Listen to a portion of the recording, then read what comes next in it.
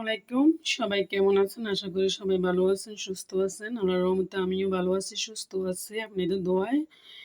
এই তো আমি এখন ভাত পাক করব রাত্রে।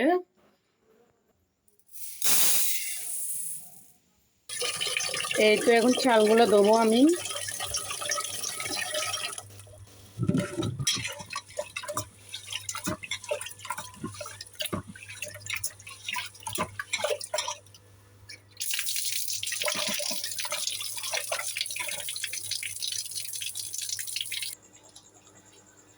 বসিয়ে দিলাম।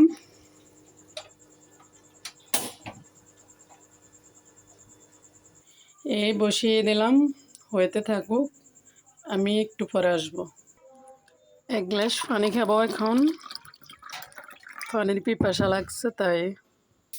আমার ভাত উতলে গেছে, এখন কিছুক্ষণ হতে থাকবে, তারপরে নামাবো।